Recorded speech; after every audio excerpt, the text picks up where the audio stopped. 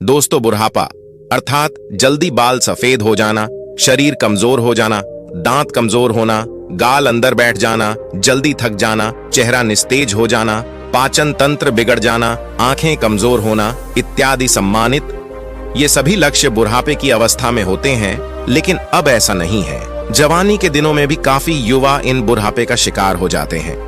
तो आइए इसी बात को हम एक बौद्ध कहानी से समझते हैं। इससे पहले आप इस वीडियो को लाइक करें और अब तक आपने हमारे चैनल को सब्सक्राइब नहीं किया तो प्लीज चैनल को सब्सक्राइब कर लें और बेल नोटिफिकेशन को ऑल पर सिलेक्ट कर दें ताकि हमारी आने वाली वीडियो की सूचना सबसे पहले आपको प्राप्त हो। तो चलिए आज की कहानी को प्रारंभ करते हैं। दोस्तों, एक बार महात्मा बुद्ध एक सम्राट के राजदरबार में जाते हैं और उनसे पूछते ही, राजन बताइए आप लोग की प्रजा कैसी? राजन कहते हैं, हे भगवान, आपने जो उपदेश दिया है इससे हमारी पूरी प्रजा में लोग 60 वर्ष के हैं। उन्हें भी देखने में ऐसा लग रहा है जैसे 20 वर्ष के हो चुके हैं। सबकी ढलती उम्र जैसे रुक गई है, थम गई है। भगवान, सब लोग स्वस्थ हैं। हमारे राज्य में लोग तो बैठकर आराम कर रहे हैं क्योंकि अब किसी को दवा की जरूरत नहीं है। सभी लोग एकदम स्वस्थ हैं। हमारी प्रजा बहुत ही खुश है। दोस्तों, आज की कहानी बहुत ही ज्ञानवर्धक है, इसलिए इस कहानी को अंत तक अवश्य सुनिए। इस कहानी से आप यह जान पाएंगे कि कम उम्र में ही बुढ़ापा क्यों आता है। जैसे कि सभी लोग जानते हैं कि गौतम बुद्ध एक सम्राट भी थे, लेकिन उन्होंने सब कुछ त्याग कर एक सन्यासी का रूप धारण किया था। इसीलिए उन्हें सब पता था हमें क्या खाना चाहिए, हमें कैसी दिनचर्या अपनानी चाहिए। दोस्तों, आज हम महात्मा बुद्ध के 12 महत्वपूर्ण नियम, या यह कह लो आज हम पूरे जीवन का रहस्य जानने वाले हैं। इसलिए आप सबसे विनम्र निवेदन है कि पूरी कहानी को ध्यानपूर्वक सुने और इन 12 बातों को सुनकर अपने जीवन में उतार लीजिए। यदि आप इन 12 उपदेशों को अपने जीवन में उतार लेते हैं तो आप अवश्य ही कभी बीमार नहीं होंगे और आपका बुढ़ापा आपको छू भी नहीं पाएगा। दोस्तों, इसे हम एक कहानी के माध्यम से समझते हैं जिससे हर एक बात आपके दिमाग में बैठ जाए और उसे आप जीवन में अपने उतार सके। तो चलिए कहानी को शुरू करते हैं। बहुत समय पहले की बात है। किसी राज्य में भादर सिंह नाम का एक राजा रहता था। राजा बहुत ही दयालु, बहुत दयावान और एक न्यायिक राजा था। उनकी 2 रानियां थीं और दोनों रानियां अति सुंदर थीं। वे रानियां भी उस राजा के स्वभाव पर गईं और वो रानियां भी बहुत ही धार्मिक प्रवृत्ति की थी। राजा इतना न्यायप्रिय था कि उनकी प्रजा कभी भी दुख का सामना ही नहीं करती थी, क्योंकि राजा ने अपने मंत्रिमंडल में 9 ऐसे मंत्रियों का गठन किया था जिनके जिम्मे हर एक विभाग बांटा गया था, जिनको यह कहा गया था कि तुम प्रजा का खान पान का ध्यान रखो। और उन सबको अलग अलग काम बांटे गए थे और उनका इतना सख्त हिदायत था कि किसी को अपने काम में लापरवाही बरतने पर उन्हें मृत्यु दंड दिया जाएगा। इसलिए उनके समूह में मंत्रिमंडल के जो मंत्री थे वे बहुत ही ईमानदारी से काम करते थे और राजा को जब भी कोई न्याय करना होता था तो कभी भी वह किसी के साथ एक पक्षी न्याय नहीं करते थे। वह दोनों पक्ष के एक एक समस्याओं को बहुत ही बारीकी से समझते थे। दोनों के मुद्दों पर ध्यान देकर वहीं पर निष्पक्ष फैसला सुनाते थे। इस तरह से राजा के पूरे राज्य की प्रजा बहुत ही सूखी और राजा हर हफ्ते राज्य का एक चक्कर लगाते थे और पूरे राज्य के जीतने लोग भी थे। उन सबको सभा में बुलाया जाता था। किसके घर में कितना अनाज हो रहा है, किसके घर में खाने के लिए है कि नहीं, इस प्रकार राजा की व्यवस्था होती थी। इसलिए उनकी प्रजा सुखी जीवन व्यतीत कर रही थी। उनका राज्य बहुत अच्छे से चल रहा था। सारी प्रजा सुखी थी और इसी सुख की वजह से हमेशा प्रजा राजा का गुणगान करती थी। ऐसे ही एक दिन सभा चल रही थी। तभी उस सभा में एक किसान और उसकी पत्नी आते हैं और कहते हैं, महाराज, आज हमारे पास एक बहुत बड़ी समस्या है। कृपया आप हमारी समस्या का समाधान करें। राजन बोले, बताइए क्या बात है? किसान कहता है कि मेरे 2 बेटे हैं और अभी उनकी उम्र बहुत कम। अभी से ही उनकी उम्र ज्यादा से ज्यादा 26 से 28 साल की होगी, लेकिन वह देखने में ऐसे लग रहे हैं जैसे उनकी उम्र 60 वर्ष की हो चुकी है। उनके सिर से बाल झड़ते जा रहे हैं, उनका पेट निकलता जा रहा है। वे बहुत आलसी हो गए हैं, कोई भी काम नहीं करते हैं। हमने इधर उधर से बहुत दवाइयां करवाई लेकिन कोई फायदा नहीं हुआ। महाराज कहते हैं ठीक है और अपने मंत्री जी को आदेश देते हुए कहते, मंत्री जी, अपने राजवेद से इस किसान के बेटे का इलाज करवाया जाए और जो भी खर्च होगा उसे राज्य कोष से भरा जाए। और मंत्री जी, ऐसा ही करते हैं। फिर राजवैद्य किसान के दोनों बेटों का इलाज राजकोष से करते हैं। काफी दिन इलाज चलने के बाद फिर भी वह किसान सभा में उपस्थित होता है और कहता है, महाराज कोई आराम नहीं हुआ, मेरा बेटा वैसे का वैसा ही है। राजा कहते हैं, ठीक है, हम इस पर विचार करेंगे। और इस पर विचार चल ही रहा था कि तभी उस गांव से एक पति पत्नी रोते हुए आते हैं और वह भी उसी समस्या का निवारण करना चाहते थे। फिर धीरे धीरे सवाल चल ही रहा था कि एक एक करके पूरे गांव के आधे से ज्यादा लोग वहां आ गए। राजा असमंजस में पड़ गया। उन्होंने तुरंत आपातकालीन सभा बुलाई कि राज्य में जितने भी वैद्य है सबको बुलाया जाए और दिखाया जाए कि आखिर ऐसी क्या समस्या है जिसकी वजह से हमारे राज्य के सभी नवयुवक बूढ़े दिखने लगे हैं। इस समस्या पर पूरा शोध किया जाए। राजा का यह सख्त आदेश था कि जल्द से जल्द इस पर कार्रवाई किया जाए और पूरे राज्य में छानबीन की जाए। सभी का घर घर जाकर पता लगाया जाए कि इसका कारण क्या है। जितनी भी प्रसिद्ध वैद्य थी सभी को बुलाया गया और फिर एक आपातकालीन बैठक की गई और उस आपातकालीन बैठक में सारे विचार विमर्श किया गया। राजा ने सभी वेदों से कहा, आप लोगों के पास 10 दिन का समय है और इस 10 दिन के अंदर पूरे राज्य के हर एक घर की बीमारी का पता लगाइए। ऐसी कौन सी बीमारी है या ऐसी कौन सी चीज है जिसे खाने से यह बीमारी हो रही है। राजा ने कहा कि जो भी राज्य में इस बीमारी का सही सटीक पता लगाएगा उस राजवैद्य को उचित पुरस्कार के रूप में एक राज दे दूंगा। अब सारे वैद्य एकदम से एक तल्लीन होकर जुट गए और घर घर जाकर रात दिन एक एक करके पूरा 10 दिन छानबीन की। फिर वे एक दिन जब राज्य की सभा लगती है तो उस राज्य में सारे राज्य वैद्य और पूरे राज्य के लोग इकट्ठा होते हैं। फिर राजा एक एक करके सारे वैद्य से पूछते हैं। तब सारे राजवैद्य अपने अपने विचार रखते हैं, महाराज हमने पूरी छानबीन किया और छानबीन के हिसाब से हमने लोगों का उपचार भी किया, लेकिन किसी को आराम नहीं मिल रहा है। फिर एक राजवैद्य खड़े होते हैं जो बहुत ही बुजुर्ग थे। उनकी उम्र लगभग 125 वर्ष या 130 साल की थी और उन्होंने कहा, हमारा जो अपना निष्कर्ष निकला, हमारा जो अपना अनुभव है, उस अनुभव से हमें यही लगता है कि हमारे यहाँ रहन सहन और यहाँ के खाने में कुछ दिक्कत हो रही है जिसके वजह से ये सब हो रहा है, लेकिन हमारे पास इसका सटीक जवाब नहीं है।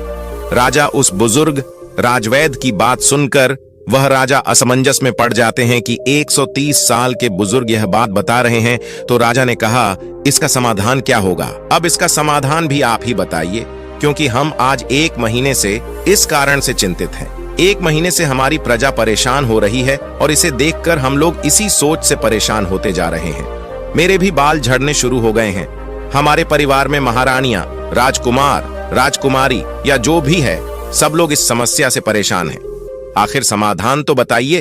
फिर वो राजवैद्य हाथ जोड़कर खड़े होते हैं और राजा से कहते हैं, राजन हमें क्षमा करिए, लेकिन हमारे पास इसका कोई उपाय नहीं है। उन्होंने आगे कहा, इन सारी समस्याओं का समाधान एक ही व्यक्ति के पास है। अगर उस व्यक्ति को बुला लिया जाए तो आपके राज्य की सारी समस्याएं खत्म हो जाएंगी, सारी बीमारियां हमेशा के लिए खत्म हो जाएंगी। उनके अलावा इसका समाधान किसी के पास नहीं है। महाराज कहते हैं, वैद्य जी हमें जल्दी बताइए, इस शुभ काम के लिए देरी मत करिए। मुझे जल्द से उस महापुरुष, उस ज्ञानी का नाम बताइए और अब हम उन्हें अपने राज्य में आमंत्रित करेंगे। वो राजनीतिज्ञ कहते हैं, क्षमा करें महाराज, हमें उनका पता नहीं है कि वो कहाँ रहते हैं, लेकिन उनका किसी राज्य में उपदेश अवश्य चल रहा होगा। कृपया आप अपने सैनिकों को सारे राज्य में भेज करके पता लगाए कि महात्मा बुद्ध किस राज्य में हैं, कहां पर उनका उपदेश चल रहा है। केवल उन्हीं के पास इस समस्या का समाधान है और दूसरा किसी के पास इसका कोई समाधान नहीं। राजा यह बात राज्य वैद्य की मुंह से जैसे ही सुनते हैं, उन्होंने अपने सबसे काबिल मंत्री को यह आदेश देते हैं कि जल्द से जल्द महात्मा बुद्ध का पता लगाया जाए और उन्हें आदर सम्मान के साथ अपने राज्य में लाया जाए। यह हमारा सख्त आदेश है। इसके लिए जितने भी गुप्तचर चाहिए उन्हें ले लिया जाए और उनका जल्द से जल्द पता लगाया जाए कि इस समय महात्मा बुद्ध का किस राज्य में उपदेश चल रहा है। वह जरूर आएंगे। उनको हमारा संदेश भेजिए, उनको कहिए कि सम्राट बुलाए है। अगर वो नहीं आते तो आप मुझे बताइए, मैं स्वयं अपनी समस्याओं को लेकर उनके पास जाऊंगा। और सारे मंत्री तुरंत चारों दिशा में फैल जाते हैं और काफी अथक प्रयास करने के बाद काफी मेहनत करने के बाद यह पता चलता है कि महात्मा बुद्ध काफी दूर राजनीतिक उपदेश दे रहे हैं। मंत्री वहां जाते हैं और बुद्ध को प्रणाम करते हैं और कहते हैं, भगवान आपको हमारे राजा ने बुलाया है। हमारे राज्य पे बहुत बड़ी बीमारी आ गई है, कृपया आप हमारे साथ चलने की कृपा करें। महात्मा बुद्ध इतने दयालु, इतने हंसमुख, उनका तो बस एक ही उपदेश था कि इस धरती पर हर एक प्राणी स्वस्थ और निरोग रहे, किसी के मन में छल ना रहे, कपट ना रहे, कोई दुखी ना रहे, सभी लोग हंसते रहे। जैसे ही उन्होंने सैनिकों के मुंह से सुना, उन्होंने कहा, क्यों नहीं, हम तुरंत चलते हैं। और महात्मा बुद्ध उस मंत्री के साथ राज्य में आने के लिए तैयार हो गए और उनके साथ जो उनके शिष्य थे वो भी आते हैं। राजा महात्मा बुद्ध का दरबार में स्वागत करते हैं। उन्हें प्रणाम करते हुए सादर आमंत्रित किया जाता है और फिर वह राजा महात्मा बुद्ध से कहते हैं, भगवान हमारी बड़ी ही हंसमुख प्रजा है, सुखी है, लेकिन आज उनके ऊपर बहुत बड़ी विपत्ति आ गई है। जब इनके ऊपर विपत्ति आ गई है तो मान लीजिए कि हमारे ऊपर ही विपत्ति आ गई है। ये प्रजा नहीं है, ये हमारे परिवार के सदस्य हैं। कृपया आप इन सभी की समस्याओं का समाधान कीजिए। महात्मा बुद्ध राजा की तो पहले ही प्रशंसा सुन चुके थे। राजा की सोच और विचार से महात्मा बहुत प्रभावित हुई और मुस्कुराते हैं और राजा से कहते हैं, क्यों नहीं, ये तो कुछ नहीं है, सब ठीक हो जाएगा। इस समस्याओं को सारे लोग स्वयं पाल रखे हैं। ऐसी बात सुनकर राजा मुस्कुराते हैं और कहते हैं, भगवान इतनी बड़ी समस्या है और आप कह रहे हैं कोई समस्या नहीं है। फिर राजा ने कहा, ठीक है गुरुवर, जैसे भी हो आप हमारे प्रजा को ठीक कर दीजिए। महात्मा बुद्ध के सामने एक शिष्य खड़ा था। महात्मा बुद्ध उस शिष्य की तरफ इशारा करते हैं तो शिष्य कहता है, राजन हमें आपके राज्य में एक ऐसा खुला स्थान दीजिए जहां पर राज्य के सभी लोग एकत्रित हो सके, जहां का खुला वातावरण हो, जहां प्राकृतिक धूप आती हो, जहां प्राकृतिक हवा हो, सुनहरा माहौल। वहां पर कल प्रातः 4:09 बजे लोगों का उपचार किया जाएगा। लेकिन लोगों को उपचार देने से पहले आप अपने राज्य में ऐसा आदेश लागू कर दीजिए, उस स्थान पर आपके पूरे राज्य के सभी लोग और आप खुद भी उस स्थान पर उपस्थित हों। सभी लोगों को कल से उपदेश देना शुरू हो जाएगा और यह उपदेश 12 दिन तक चलेगा। 12 दिन एक एक करके उपदेश दिया जाएगा और इन 12 दिनों में आपकी पूरी प्रजा स्वस्थ हो जाएगी। राजा शिष्य के मुंह से यह बात सुनकर बड़े खुश होते हैं। सिर्फ 12 दिन में राजा कहते हैं, ठीक है, जो भी खर्च आएगा वो सारे हमारे राजकोष से दिया जाएगा। फिर वो शिष्य कहता है, कोई खर्चा नहीं आएगा महाराज, आप निश्चिंत रहिए। आप सिर्फ अपनी प्रजा से यह सख्त आदेश करवा दीजिए कि 4 बजे वहां उठकर नहीं आएंगे, उसे दंड दिया जाएगा।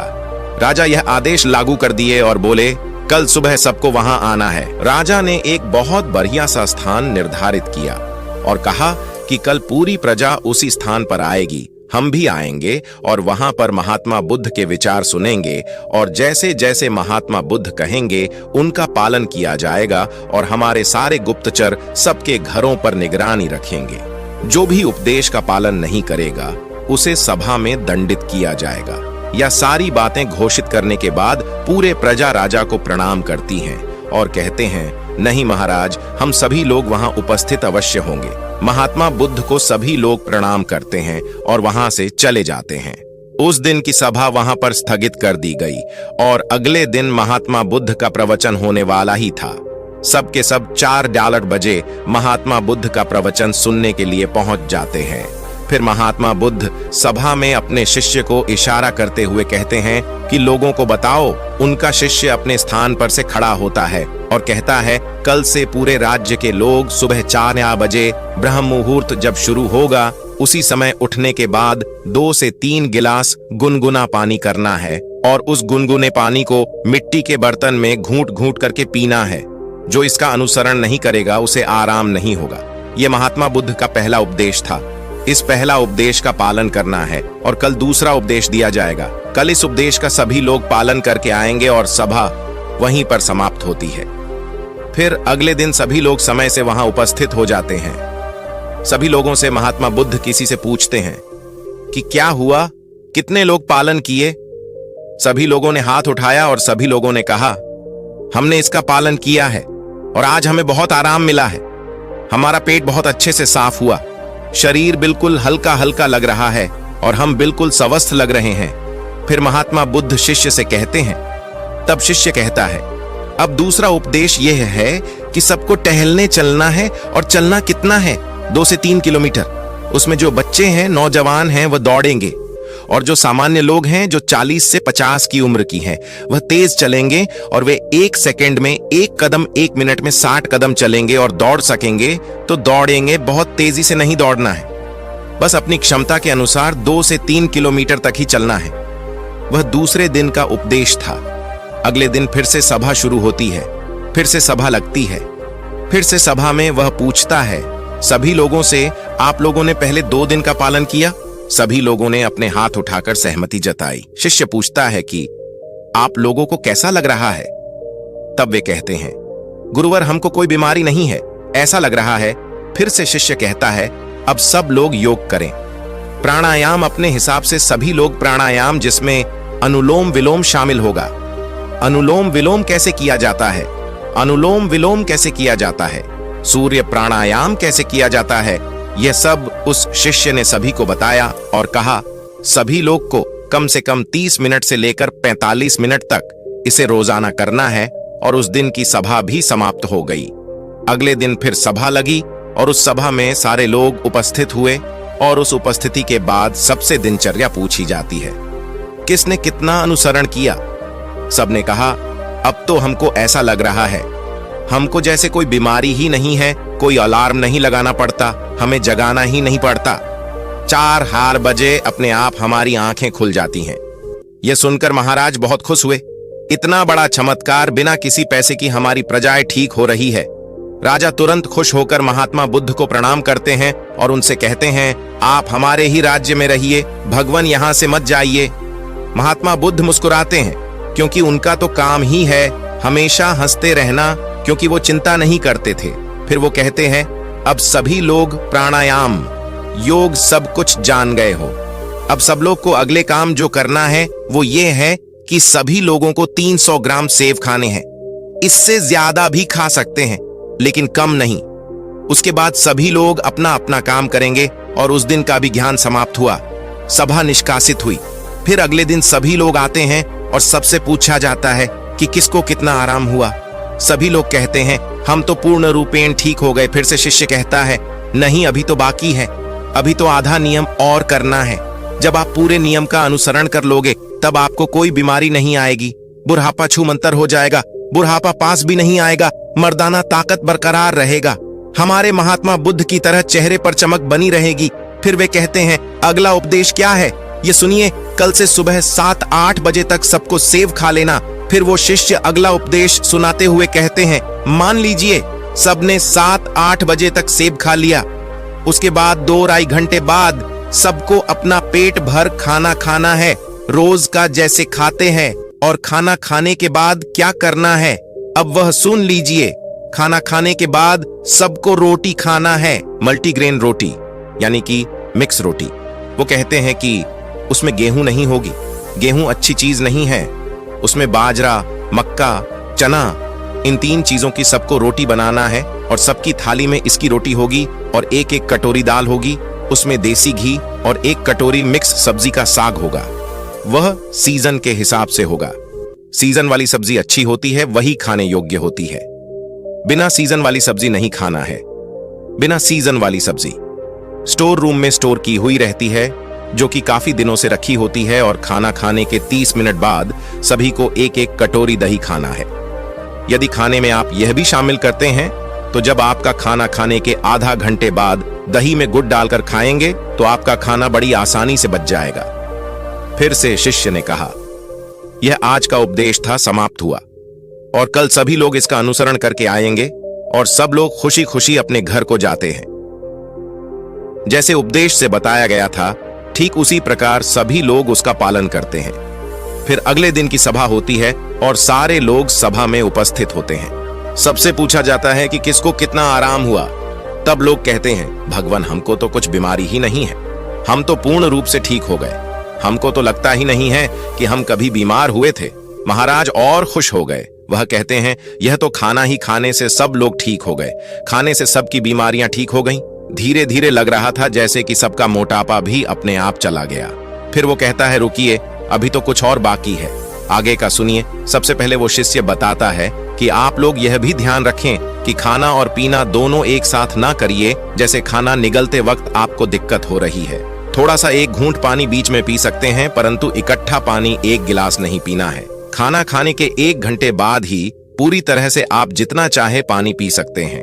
अब जैसे सब लोगों ने 10 या 11 बजे तक खाना खा लिया, अब सबको भूख पुनः लगेगी तो 4 या 5 बजे आप सबको एक प्लेट सलाद लेनी है और सबको सलाद अपने वजन के हिसाब से लेना है। जैसे 50 किलो का वजन है तो उसको परसेंट के हिसाब से लेना है। जैसे 60 किलो है तो 300 ग्राम, किसी का 70 किलो है तो 350 ग्राम, किसी का 80 किलो वजन है तो 400 ग्राम सलाद अवश्य लें। उस सलाद में क्या होगा? सलाद में होगा गाजर, चुकंदर, मूली, टमाटर और 1 टुकड़ा अदरक होगा।